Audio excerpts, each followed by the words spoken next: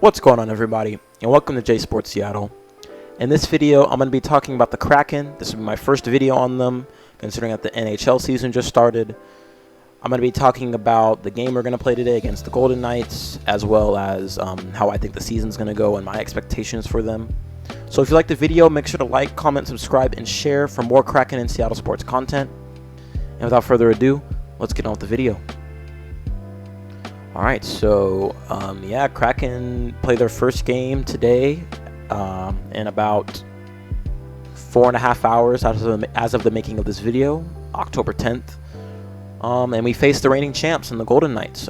They are an elite team over in Las Vegas. They just won the Stanley Cup Finals, so they are not to be taken lightly. And we play in Las Vegas, so it's going to be a huge task to go in there and try to knock them off and start off with a W. We did face the Golden Knights were the first team we ever played. The first game we ever played when we were inducted into the NHL, and we took an L. So hopefully that'll give, along with the fact that they are the reigning champs, that'll give the players more motivation to go in there and knock them off and start off the season on a strong note. We're just gonna have to continue playing. We're gonna have to continue the formula that we did last year. Play team hockey. There was no superstar on our team really. It was really a team effort, and that got us to one win away from the Western Conference Finals. We beat the reigning champs from the previous year in the Avalanche. Took them to 7 games and beat them in a deciding Game 7, and then we took the Dallas Stars to 7 games, who are also really, really good. But they got destroyed by the Golden Knights in the Western Conference Finals. I feel like if we made that Western Conference Finals, we would have made it a little closer. But we are a young team, overall young team. Not necessarily super young, but we have a lot of young talent on our roster, like Beniers. I'll get to the roster in a second, but this is going to be a huge test for our squad to go in there and prove that we're on our way, and we can build off what we did last year. Hopefully they do not make the same mistake the Mariners did and sign mediocre players, which looks like they didn't. It looks like we re-signed everyone that contributed last year, and that's what you're supposed to do. Everyone that did their part, we re-signed. We didn't trade anybody away like the Mariners did. We didn't do anything to put this franchise. We didn't do anything that looks like it'll put this franchise back. So, and Dave Haxtell is an amazing coach. You saw that in the way that the players played hard for them last year. They played extremely hard for him last year, and we surprised a lot of people. We even beat the Boston Bruins, and at one point when they were the best team in the league. And I was super happy with the way that we turned from a bad team in the first season to a playoff team in the second season. Hopefully we can build that off and be a Stanley Cup team soon enough, either this year or next year. Hopefully this year, but so far we're looking really good. So moving on to our roster. Our roster pretty much looks the exact same that it was last year. The notable additions are here. Let's take a look at last year. Notable additions. Everything looks really pretty much the same. Notable additions are Pierre-Edouard Bellemare, and Kyler Yamamoto, but overall, everything, and Demoulian. All these are they're veterans. Veteran. This guy's a younger player, but veteran. This guy is the oldest player on our team now, because he's 38 years old, and but the thing is he brings experience, and that's what we need. Bring experience to these young guys. Look at all these guys born in the 1995, 2001, 1999, 1996, 1996. A lot of the guys are a little bit or in their prime or older, in their 1992. That's like prime. And we still got Grubauer, and then we got Joey Decord still. Grubauer had an insane season last year. He showed the Avalanche that why they shouldn't have given up on him in that playoff series. He was clutch for us throughout the entire playoff series, and I think he still has room for improvement, and I think he knows that too. But yeah, overall, we still have the same play. We still have the same Same roster. I mean, we still got Beniers, Bjorkstrand, Burakovsky, Eberle, Yanni Gord, Cartier, McCann, Schwartz, Tanev, Tolvanen, Wenberg. Like, we still have our core is still intact for our forwards. And then for our defensemen, it's still the same. Borgen, Dunn, Larson, Megna, Alexiak, Schultz. That's good. That's good. Because these guys have another year to build more continuity, get to know each other even more, and play more team hockey like they did last year. Team hockey was effective for us last year, and look what it did. Like I said, we were 1 win away from the Western Conference Finals. Let's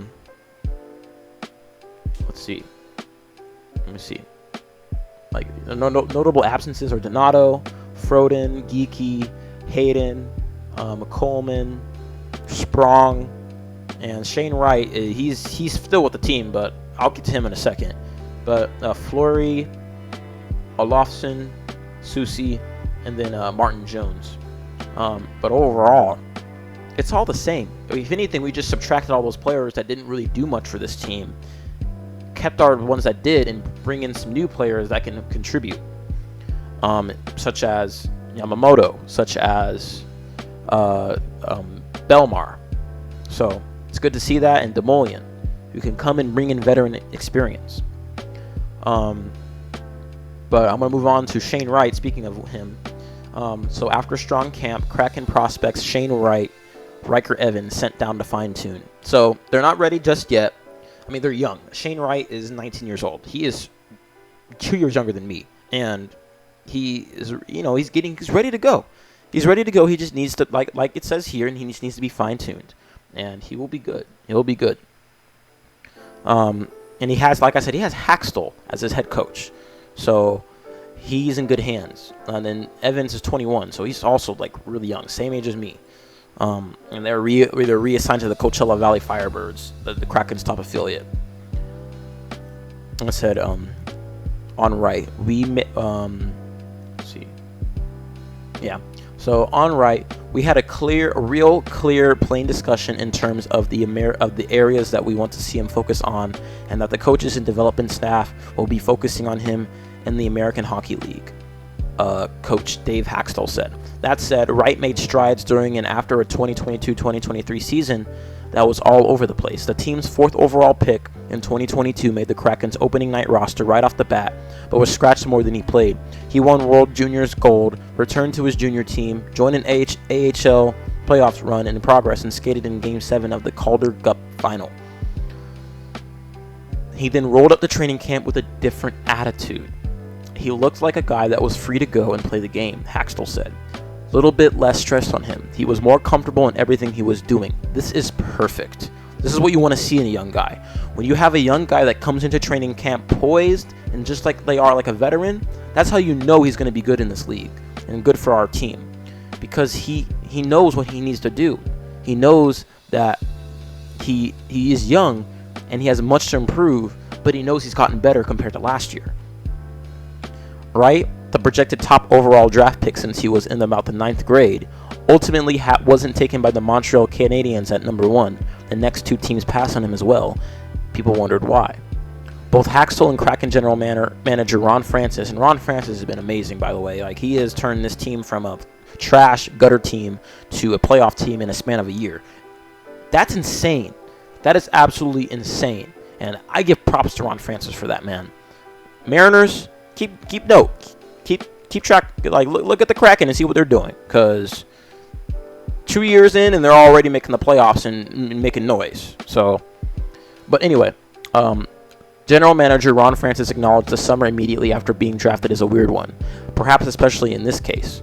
Wright showed up for this training camp in a better place. Like I said, that's good. That's what we need. Having him be more confident and calmer will help him translate his game from the minor league AHL to the major league in the NHL. He didn't look intimidated in training camp this year. He looked like he fit in, felt comfortable with our guys, and that's good. Building continuity with our guys is key to him being successful on this team. He showed that at times in games. Other times he showed that he still needed some things to work on. And that's okay. He's 19. Like, yeah, he is 19 years old.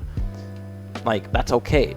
Of course he's going to have stuff to work on. But the fact that he has come in and shown that he can be comfortable with our guys and play with the rest of the squad, shows that he is in a good spot and he's going to be really good for this team. It's a process with these kids. We're going to continue to work with him. But as I said to him on his way out, the Kraken family is really happy with where he is and how he's progressing, and we'll continue to work with him to get him to where he think he can ultimately get to. There's a long-standing agreement that requires teenagers like Wright to return to their junior teams. Wright's birthday was barely too late to age out. His junior career was interrupted by the COVID-19 pandemic, and that's even more impressive and deserves props. He had to deal with the pandemic, and he comes into this season poised, calm, and almost ready to go. Otherwise, he might have played the requisite 4 seasons by now. Seattle had to retrieve a special exemption in order to send him to the AHL instead of his Ontario Hockey League team, the Windsor Spitfires, and did. After the Spitfires were swept from the playoffs in the spring, he joined the Firebirds' run to the Calder Cup final and played in 24 playoff games, chipping in 9 points, 2 goals, 7 assists. His last NHL game was December 6 when he scored his first goal against the Canadiens, the team he might have debuted with. He averaged 8 minutes and 29 seconds of ice time through 8 Kraken games. So, with so few minutes and as an 18-year-old playing against 30-year-olds, he didn't often stand out at the NHL level. And that's okay. He is 19 years old. There's nothing wrong with that. He's still young. He's still got a long way to go. But the fact that he was able to come in there and score goals and then go to the Firebirds and immediately make an impact shows that he's on the way. Francis said they've seen progression over the past year and expect more will come. Absolutely. We still see the speed and the skill set he has, he said. If we keep him here in a fourth-line role, he's in and out of the lineup. He's playing 8 minutes, 9 minutes a night. That's not the best for his development. It's good we have the ability to get him to Coachella Valley. He'll go down there and play significant minutes, and we felt that was the best for his development. And that is perfect. See, Ron Francis is doing everything what you want right as a GM. He knows that having a young guy like Wright sitting behind these players and not getting playing time is not beneficial for him, because there's only so much you can learn from sitting and watching when you can go and play significant minutes and learn yourself.